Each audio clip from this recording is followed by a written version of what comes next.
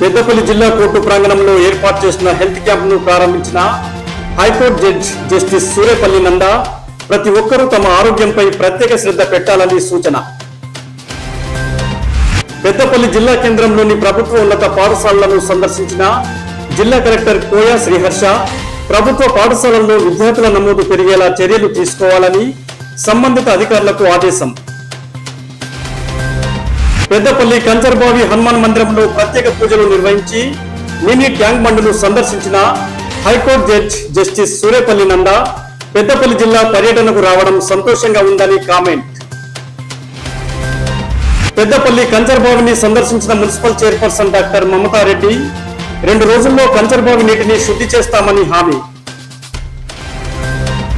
CM Revanth Reddy రైతుల 2 లక్షల రూపాయల రుణమాఫీ ప్రకటనతో కాంగ్రెస్ పార్టీ శ్రేణుల సంబరాలు. రైతుల సంక్షేమమే కాంగ్రెస్ ప్రభుత్వ లక్ష్యమన్న పెద్దపల్లి ఎమ్మెల్యే చింతకుంట విజయరమణారావు. బొంపల్లి గ్రామంలోని శ్రీ భూగోద సమేత శ్రీ రంగనాథ స్వామి ఆలయంలో ముగిసిన స్వామివారి బ్రహ్మోత్సవాలు. అధిక సంఖ్యలో పాల్గొన్న భక్తులు.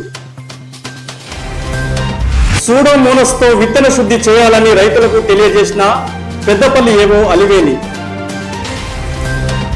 శుక్రవారం సాయంత్రం కురిసిన వర్షంతో అప్పన్నపేట జెడ్పీహెచ్ఎస్ పాఠశాల మైదానంలో పలు చోట్ల నిలిచిన వర్షపు నీరు. పాఠశాల మైదానంలో వర్షం నీరు నిలవకుండా చర్యలు తీసుకొని విద్యార్థులకు సౌకర్యం కల్పించాలని విద్యాధికారులకు పలువురు విజ్ఞప్తి.